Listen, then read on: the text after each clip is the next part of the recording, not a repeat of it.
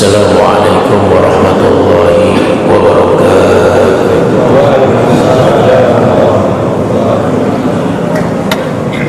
Alhamdulillahirabbil alamin wassalatu wassalamu ala sayyidina mursalin wa ala alihi wa sahbihi ajma'in. Amma ba'du, rabbi ishrah li sadri wa yassir li amri wahlul 'uqdatam min lisani yafqahu qawli. Rabbi zidna ilman warzuqna fahman birahmatika ya arhamar rahimin. Sadaqallahul azim wa sadaqa rasulul karim. Alhamdulillahi rabbil alamin. Puji syukur Allah Subhanahu wa taala yang Maha Ghafur. Tidak terasa hari ini kita memasuki hari yang ke-11. Mudah-mudahan ini adalah bukan puasa terakhir buat kita.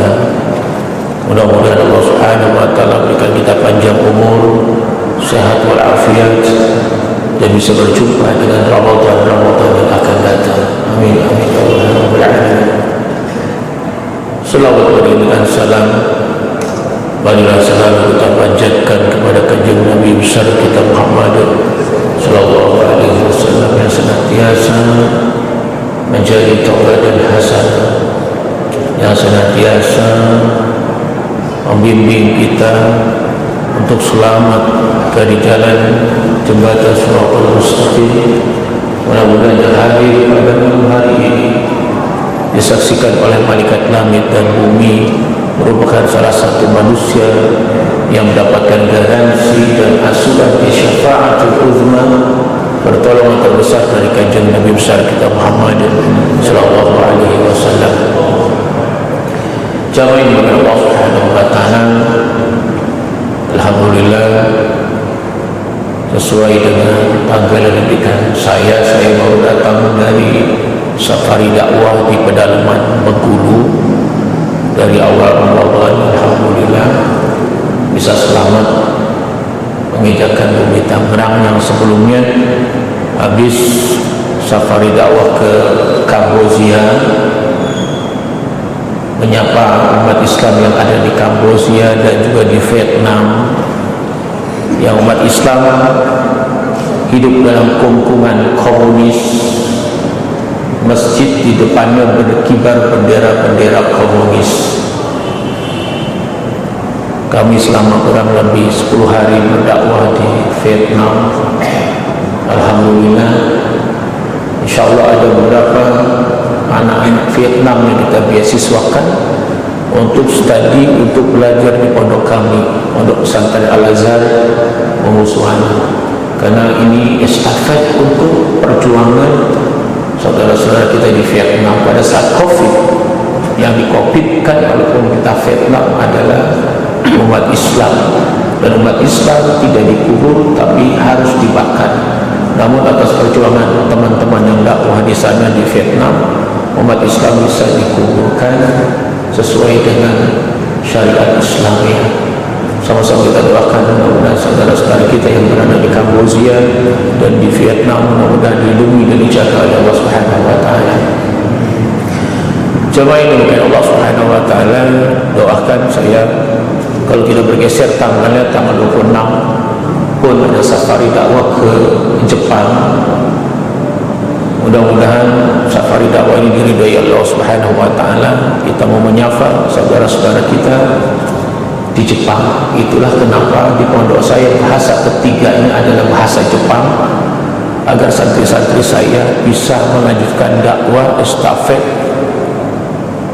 ke Jepang, karena Jepang butuh kita kader-kader dai yang paham bahasa Jepang.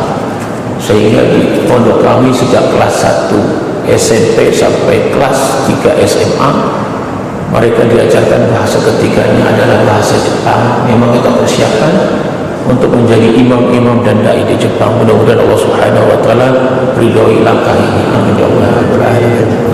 Jamaah yang Allah Subhanahu wa taala, saya dikasih judul keutamaan zikir bulan Ramadan. Bulan Ramadan adalah bulan yang sangat diberkahi oleh Allah Subhanahu wa taala.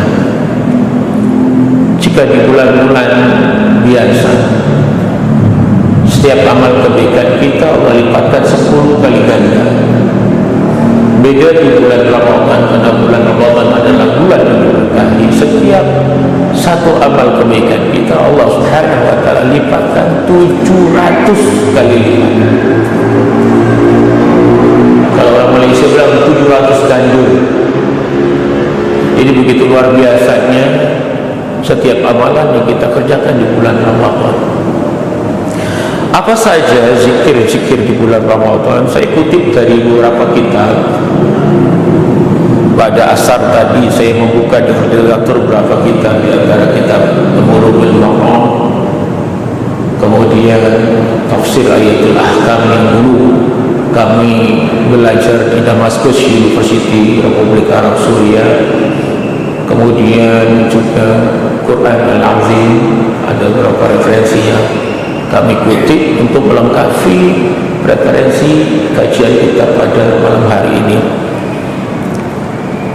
Salah satu yang dianjurkan adalah zikir Ramadan ini kita buka dalam surah An-Nuh ayat 10, faqul tastaghfiru rabbakum innahu kana ghaffar.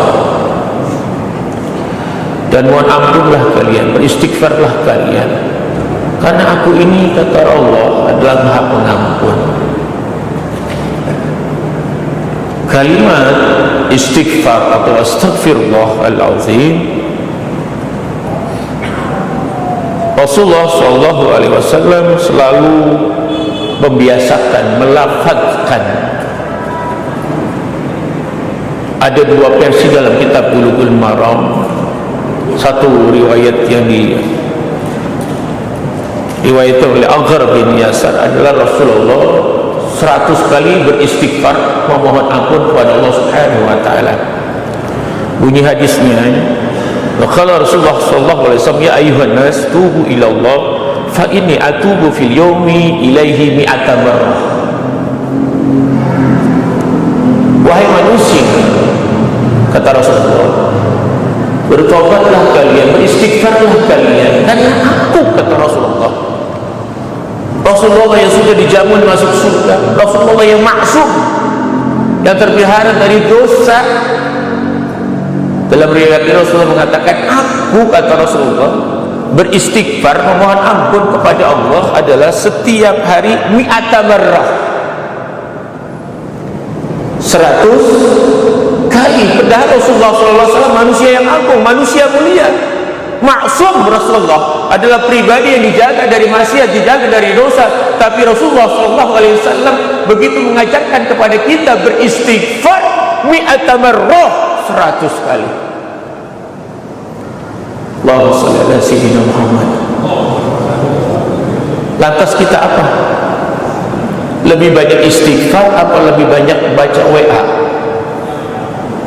Jujur pada diri kita, lebih banyak istighfar apa baca status? Itu HP di scroll terus, ayo diputer-puter terus, apa baik dibaca itu status siapa, Pak RT dibaca, status Pak RW dibaca, status Pak Lurah dibaca terus. Padahal Rasulullah SAW tidak pernah baca WA. Rasulullah mengatakan, fa inni atubu fil yawmi ilaihi mi'ata marrah, dan aku ini bertobat, memohon ampun, beristighfar, satu hari adalah 100 kali. Sementara kita, Allah Akbar, kita lebih banyak disibukkan dengan handphone, dengan HP. Kemudian jamaah sekalian berbahagia, ada juga mengatakan Rasulullah SAW, saya kutip dalam kitab Bulughul Maram, adalah wa inni atubu fil yawmi ilaihi 75 marrah. Riwayat yang lain adalah Rasulullah 75 kali. Dan keduanya adalah riwayat sahih. Yang pertama riwayat oleh Rawi Muslim, yang ketiga dalam kitab Bukhari juga disebutkan, dan ini dalam kitab Bulughul Maram. Kemudian yang kedua, amalan yang kedua adalah kita perbanyak dalam bulan Ramadan bertasbih. Lafaz tasbih subhanallah yang artinya adalah maha suci Allah, yang dianjurkan dibaca sebanyak 33 kali. Dianjurkan oleh Rasulullah SAW ketika selepas sholat. Subhanallah. Dan ini diriwayatkan sahih. Yaqulu Nabi sallallahu alaihi wasallam bil hadis sahih. Rasulullah sallallahu alaihi wasallam berkata dalam hadis sahih, kalimatani khafifatani ala lisan. Dua kata khafifatani ala lisan, ringan kita ucapkan, enteng kita ucapkan di dalam lisan kita. Saqilatani fil mizan, akan tapi memberatkan mizan, timbangan amal kita. Habibatani ila rahman, kata Allah. Dan dua kata ini adalah ketika diucapkan oleh seorang hamba, aku akan mencintainya, aku akan menyayanginya. Apa itu? Subhanallah wa bihamdi, subhanallahil azim, subhanallah wa bihamdi, subhanallahil azim. Selalu kita baca selepas sholat. Dulu zaman saya kecil hampir semuanya imam pegangannya tasbih, tapi zaman sekarang hampir semua imam pegangannya HP. Betul? Bukan imam di sini, imam yang masjidnya dekat perumahan Modern Land. Allahu Akbar. Pergeseran nilai. Maka Allah Subhanahu wa taala berfirman dalam surat Fussilat ayat 21, wa qala alladziina kafaru la tasma'u li hadzal qur'an falghaw fihi la'allakum taghlibun. Orang-orang kafir berkata, gampang banget merusak umat Islam, gampang banget. Orang kafir merusak umat Islam itu gampang banget. Falghaw fihi, suruh jauhkan dari Al-Quran, kacaukan saja sudah, supaya umat Islam nggak baca Quran, supaya umat Islam tidak zikir, tidak bertasbih, ganti dengan HP, ganti dengan mainan, ganti dengan yang lain. La'allakum taghlibun, kamu menang melawan umat Islam.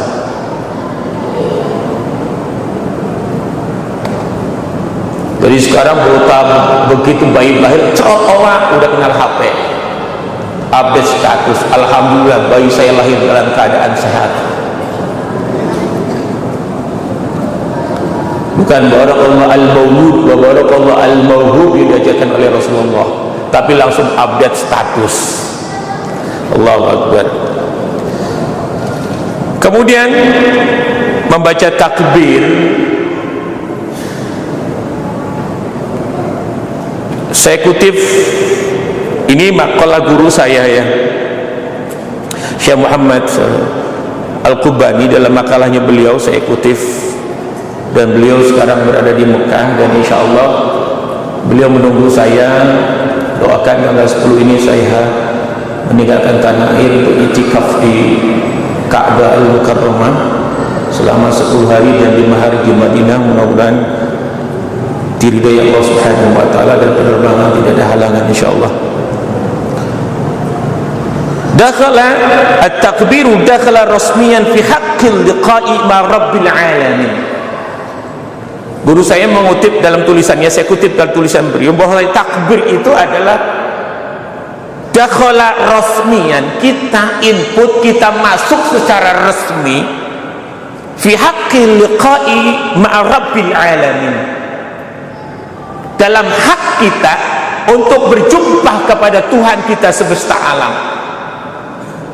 Jadi kalau kita ketika masuk supaya pintu itu terbuka, tentunya kita akan buka kuncinya, dan kita untuk memasuki, hati kita dimasuki oleh Allah Subhanahu wa taala, yang paling pertama kuncinya adalah, passwordnya adalah takbir yang selalu kita sebut Allahu Akbar. Itu passwordnya agar kita berjumpa dengan Allah Subhanahu wa taala. Mana buktinya? Ketika kita salat, Allahu Akbar, apa yang kita baca? Inna sholati wa nusuki wa mahyaya wa mamati lillahi rabbil alamin.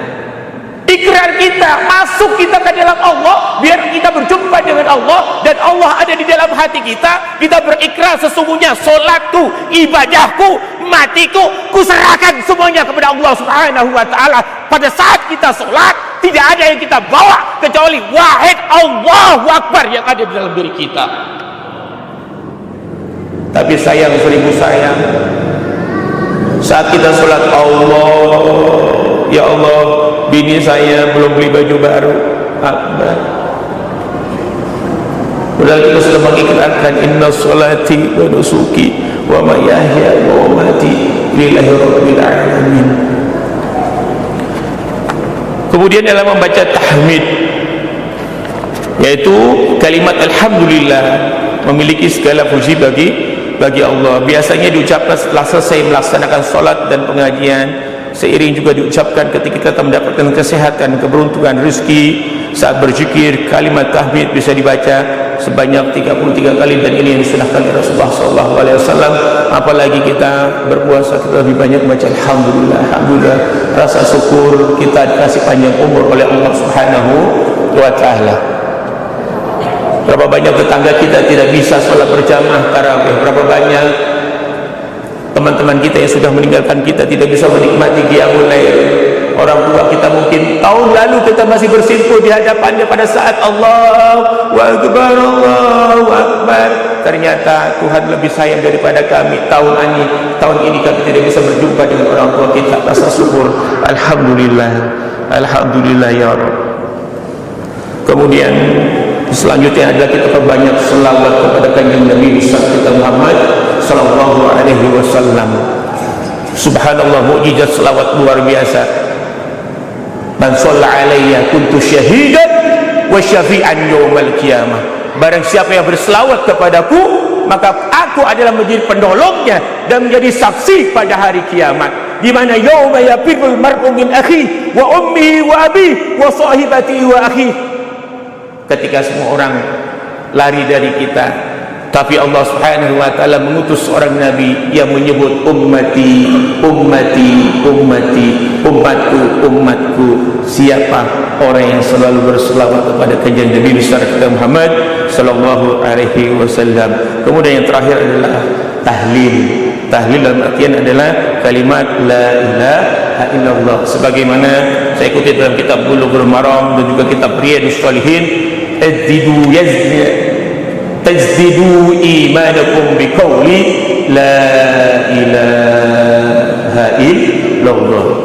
Jaddidu imanakum biqauli la ilaha. Selalu perbaharui diri kita, keimanan kita dengan kalimat la ilaha illallah. Begitu berharganya kalimat la ilaha illallah. Jadi curhatan teman saya di Vietnam kemarin itu, beruntunglah Dr. Ali, antum jadi orang Indonesia. Saya lihat di televisi pengajian tabligh akbar, masya Allah. Kami di sini untuk sholat saja, sekedar sholat langsung ditutup.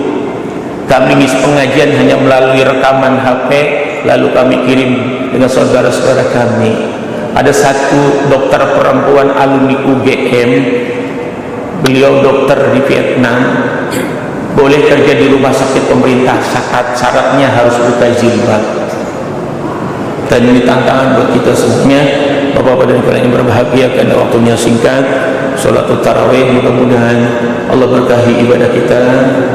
Titip doa buat saudara-saudara kita yang di Vietnam dan Kamboja, dan doakan perjalanan saya nanti untuk dakwah ke Jepang diridhai Allah Subhanahu wa ta'ala.